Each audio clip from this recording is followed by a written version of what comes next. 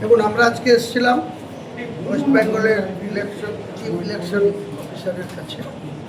উনি অত্যন্ত সুন্দরভাবে আমাদের সঙ্গে বিহেভ করেছে বা আলোচনা করেছে।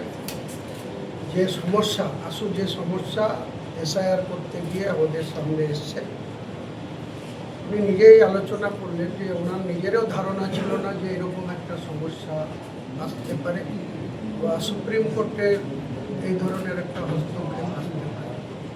তো যেখানে 60 লক্ষেরও বেশি মানুষ আজকে অসহায় অবস্থায়, তাদের আগামী দিনে তাদের ভবিষ্যৎ, তাদের উত্তরসূরিদের ভবিষ্যৎ নিয়ে যখন টানপ্রট, সেখানে আমাদের দাবি, আমাদের পার্টির পক্ষ থেকে লিখিত মেমোরেন্ডাম দিয়ে মামলা জমা দিয়েছি। ওনারা একই সমস্যা এখানে লেফট ফ্রন্টের পক্ষ থেকে, বাম ফ্রন্টের পক্ষ থেকে বিমানবাবুরাও এসে বলেছেন, ইন্ডিয়ান সেকুলার ফ্রন্টের পার্টি থেকেও বলেছেন, আমরাও বললাম। উনি যেটা বললেন যে 9 তারিখে ইলেকশন কমিশনের ফুল ব্রাঞ্চ আপনারা আসছেন, তখন এটা নিয়ে ওনারা বলবেন এবং অন্য স্টেট থেকেও, ঝাড়খণ্ড বা আদার স্টেট থেকেও প্রায় 200 কাছাকাছি বিচারপতিদের নিয়ে আসা হচ্ছে। কাল থেকে ওনাদের এটাকে কী করে শর্ট আউট করা যায় বা কী করে এই সমাধান করা যায় সেটা ওনারা খুব দৃষ্টি দিয়ে বা উল্লেখযোগ্যভাবে ওনারা বিবেচনা করবেন। আমরা একটাই বলেছি যে মুর্শিদাবাদ জেলার মানুষ আমরা, সেখানে 11 লক্ষের ওপর বেশি মানুষের এই 60 লক্ষের মধ্যে তাদের নাম বাদ দিচ্ছে এবং তারা সবাই জেনুইন ভোটার। তাদের কোনো কারণেই ভোট হবে অথচ তাদের ইলেকট্রাল নাম থাকবে না, ভোটার লিস্টের নাম থাকবে না, এটা বলছে মেনে নেওয়া যাবে। সেক্ষেত্রে আমরা জেলা শাসকের অফিস, বিডিও অফিস বা টাউনশিপের পৌর দপ্তর, যেখানে ইলেকশনের বুথ হয় বা যারা ইউনিটস যেসব জায়গায় থাকে বা যারা ইলেকশনের আধিকারিক হিসাবে ডিউটিগতভাবে থাকেন, তাদের সমস্যা হবে, ল অ্যান্ড অর্ডার ব্রেক হবে, ল অ্যান্ড অর্ডার একটা মারাত্মক ইস্যু হবে। সেটা ওনারা বলেছেন, আমরা চেষ্টা করছি আগামী দিনের জন্য। আমরাও ওনাদের উপরে আস্থা রাখছি, ভরসা রাখছি। আমরাও বিভিন্ন জেলায় জেলা শাসকদের অফিসে, আমি 9 তারিখে যখন বেঞ্চ এখানে আসবে তখন আমরা মুর্শিদাবাদ জেলায়, যেহেতু 60 লক্ষের মধ্যে মেজর মুর্শিদাবাদ জেলা 11 লক্ষ, অপেক্ষাকৃত ছোট জেলা মালদা, সেখানেও 8 লক্ষ মানুষের এইভাবে পরিস্থিতি হয়ে আছে। কাজে আমরা মুর্শিদাবাদে 9 তারিখে আমরা জেলা শাসকের অফিসে আমরা যে সমস্ত পরিচিত ভোটার বা যারা এই ঘটনার মধ্যে পড়ে আছে, যাদের খাওয়া দাওয়া নেওয়া সব বন্ধ হয়ে গেছে, তাদের যদি ডাক দিই তাহলে জেলা শাসকের অফিসে আর তিল ধরানোর জায়গা থাকবে না। কিন্তু আমরা 1000 লোক নিয়ে, যেহেতু পবিত্র রমজান চলছে, আমরা শান্তি শৃঙ্খলা বজায় রেখে তাদের ন্যায্য যাতে নাম, ভোটার লিস্টে যারা জেনুইন ভোটার তাদের নাম যাতে উঠে, তার দাবিতে আমরা আগামী 9 তারিখে মুর্শিদাবাদের জেলা শাসকের অফিসে আমরা ডেপুটেশন। আপনারাও চাইছেন যে যাতে যতক্ষণ না এই 60 লক্ষের নিষ্পত্তি হবে ততক্ষণ ভোট হবে না? হ্যাঁ, এটা আমাদের মূল দাবি। আমাদের বক্তব্য, তাতে উনি বলছেন তাতে তো 56 রুল চলে আসতে পারে, অবশ্যই আসতে পারে, কিন্তু এতগুলো নাম বাইরে রেখে ভোট হবে এটা কোনো মতেই পিসফুলি ভোট করতে পারবেন না এবং সেখানে আইন শৃঙ্খলা একটা ইস্যু হয়ে দাঁড়াবে। সেটা যাতে না হয়, আমরা পিসফুলি ভোট চাই এবং সবার অধিকার যাতে ভোটে প্রয়োগ করতে পারে, সেটা মানুষের। তার জন্য ভোট পিছিয়ে গেলে অসুবিধা নেই? নিশ্চয়ই কোনো অসুবিধা নেই, কারণ যদি টেকনিক্যালি এসআইআর করতে গিয়ে যদি এতগুলো মানুষের নাম, যারা মৃত তাদের নাম বাদ গিয়েছে, আমরা তো কোনো প্রতিবাদ করিনি। যাদের ডবল নেম ছিল তাদের এক জায়গায় নাম আছে, এক জায়গায় বাদ গিয়েছে, কোনো সমস্যা নেই। কিন্তু যারা জীবিত আছে, যারা প্রেজেন্ট, তাদের ভারতীয় নাগরিক, তারা দীর্ঘদিন ধরে তাদের পূর্বপুরুষ ধরে এখানে বসবাস করছে, তাদের নাম এইভাবে বাদ দিয়ে ইলেকশন হতে পারে না।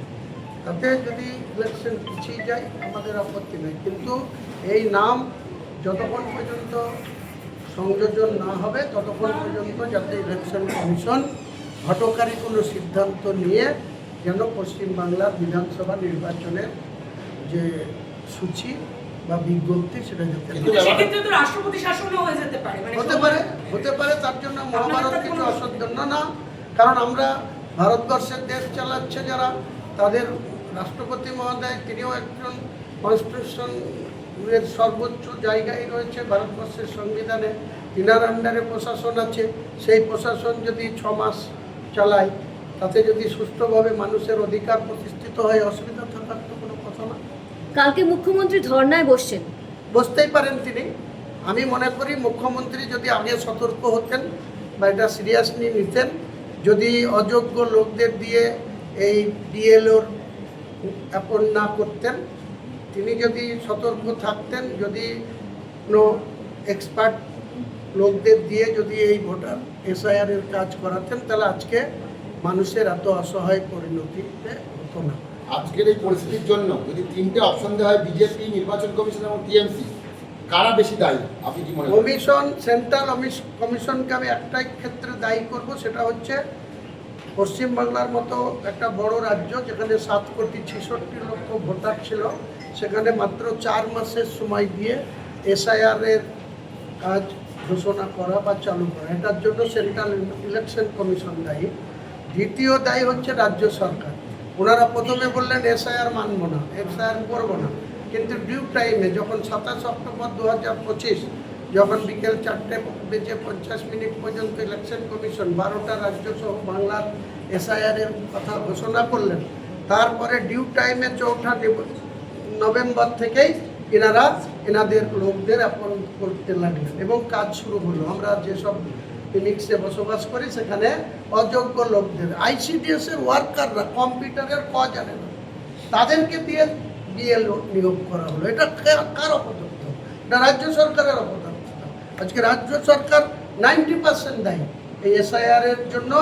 এই যে 1,36,00,000 মানুষ নোটিশ পেল, এত হেয়ারিং, কারো প্রাণ চলে যাচ্ছে, টেনশন করছে, তাদের পরিবারের লোকরা তাদের গার্জেনকে নথি খুঁজতে গিয়ে তারা হয়রানি হচ্ছে। এর জন্য রাজ্য সরকার যদি সঠিকভাবে এই কাজটা চালু করতেন, তাহলে আমার মনে হয় এই সমস্যা আজকে সুপ্রিম কোর্টকেও হস্তক্ষেপ করতে হতো না, বা আদার স্টেট থেকেও এইভাবে জুডিশিয়ালদের এখানে নিয়োগ করতে। জাকারিয়া লস্কর, যিনি আপনার দলেই আগে ছিলেন, তিনি একটা স্টেটমেন্ট দিচ্ছেন যে জেইউপি আর বিজেপির বি টিম বা সি টিম হিসেবে কাজ করছে, বিজেপির যা প্ল্যানিং সেটাকে আপনারা এস্টাবলিশ করতে চেষ্টা করছেন। জাকারিয়া লস্কর বলে কোনো ব্যক্তি আমার দলে কোনোদিন ছিলেন না। কোনো ডকুমেন্টস আগে দেখান, তারপরে এর প্রশ্ন উত্তর দেব। আমার দলের এই কোনো জায়গাতে ছিল না। আমার বাবরি মসজিদের ট্রাস্টে অযাচিত ইন্টারফেয়ার করতে গেছিলেন, এবং মুসলমানদের মৌলানা সমাজদের অনেক গোষ্ঠী আছে, কেউ হানাফি আছে, কেউ ফারাজি আছে, কেউ আল হাদিস আছে, কেউ অন্য আছে, সেখানে ঢুকে উনি নিজেদের দ্বন্দ্ব লাগাতে গিয়েছিলেন, তাই ওনাকে ওখান থেকে ঘাট ধরে বের করে দেওয়া হয়েছে। এটাই হচ্ছে সে আমার এগেনস্টে স্টেটমেন্ট করার মূল ইস্যু। এ ধরনের কোনো লোককে এরা সমাজের, এর আগে দেখবেন ওর কি বেশ ছিল, এত বড় বড় দাড়ি ছিল, মাথায় পাগড়ি পেতে ঘুরে বেড়াতো, মুসলিম সমাজকে অনেক বড় বড় কথা বলতো। আজকে সে দাড়ি রাখেনি, কেটে দিয়েছে, মাথায় পাগড়িও নাই, কোথায় চোর বৃত্তি করে বেড়ায়, তার প্রশ্নের উত্তর দিতে হবে হুমায়ুন কবিরকে। বলছি সিএর সাথে দেখা করার সুযোগ মানে যদি হয়, এটাকে কিছু বললেন সিওকে যাতে আপনারা দেখা করতে পারেন? ইলেকশন কমিশনের ফুল বেঞ্চ আসছে। ইলেকশন কমিশনে আমি বা আইএসএফ এরা কেউ দেখা করতে উনি করবেন কিনা সেটা উনি বলতে পারবেন না, কারণ আমরা এখনো সেই জায়গায় আসিনি। রাজ্যের 8টা রাজনৈতিক দলের সঙ্গে তারা মিটিং করবে, সেখানে নওশাদও নেই, আমরাও নেই। আগামী দিনে আমরা নিশ্চয়ই সেই জায়গায় আসব, তখন আমরা আলাদাভাবে দরকার হলে দেখা করার জন্য চেষ্টা করতে পারি, আপনাদের চাইতে পারি, তো নিজেদের আলাপ করেন আমরা দেখা করব। আচ্ছা, জোটে শরিক হতে পারতো এমন 3টে দল, আপনার, নওশাদ সিদ্দিকী, এমনকি বাম, আজকে কাকতালীয়ভাবে হোক আর যাই হোক একই সঙ্গে কমিশনের অফিসে হাজির হয়েছেন। এটা কি নিছকই আপনি বলবেন একটা জাস্ট কাকতালীয় দেখুন, ঘটনা, নাকি মধ্যখানে জোটবদ্ধ? হোলির জন্য 2 দিন ছুটি ছিল, আপনারা সবাই জানেন। যে মঙ্গল এবং বুধবার দুদিন হোলির জন্য ছুটি ছিল।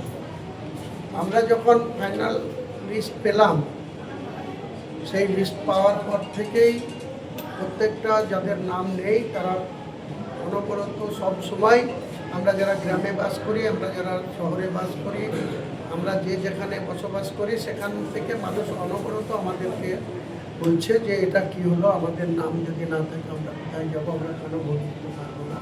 তো আমরা সবসময় আশ্বস্ত করেছি। তো সেই হিসাবে আজকে যেহেতু দুদিন ছুটির পরে আজকে অফিস খুলেছে, আমরা দুদিন আগেই ইলেকশন কমিশনকে আমরা মেল করেছিলাম, আজকে সাক্ষাৎ করার সময় দিয়েছিলাম 3টের সময়। যা হোক, আধ ঘন্টা আগে পিছু হোক, যা হোক আমাদেরকে উনি সময় দিয়েছেন। আমরা জোটের কোনো জোটের বার্তা কি নয়। সম্ভাবনা না, হুমায়ুন দেখছেন? কবির কি চাইবেন যে আগামী দিনে যে সিঙ্গেল এলেন একসঙ্গে হুমায়ুন কবির, নওশাদ আর মোহাম্মদ সেলিম একসঙ্গে ঢুকতেন সিও দপ্তরে? দেখুন, আমি অনেকবার ওপেন বলেছি যে বর্তমান সরকারটাকে পরাস্ত করা এবং সাম্প্রদায়িক বিজেপিকে পশ্চিমবাংলার ক্ষমতাতে বসতে না দেওয়ার জন্য আমরা অলওয়েজ যারা তৃণমূলকে হারাতে চাই, যারা বিজেপিকে ক্ষমতা থেকে দূরে রাখতে চাই, সেই সমস্ত ভাবাপন্ন দলগুলি বামফ্রন্টগতভাবে না, সিপিআইএম সাধারণ সম্পাদক মোহাম্মদ সেলিমের সাথে আমার একাধিকবার কথা হয়েছে। নিটফল এখনও আপনাদের বলার মতো কিছু নেই। আমি 10ই মার্চ পর্যন্ত একটা সময় বেঁধে দেওয়া আছে, সেখানে তারা কি করতে চায়, কি করবে, তারা নিশ্চয়ই। আর গত কয়েকদিনের মধ্যে একটা আলোচনা হয়েছে, আমাদের রাজ্য সভাপতি ওয়াহিদ আমিন তিনি সেলিম সাহেবের সাথে বসেছিলেন, আবার কালকে সম্ভবত বসার কথা আছে। সেই পর্যায়ে আলোচনা চলছে।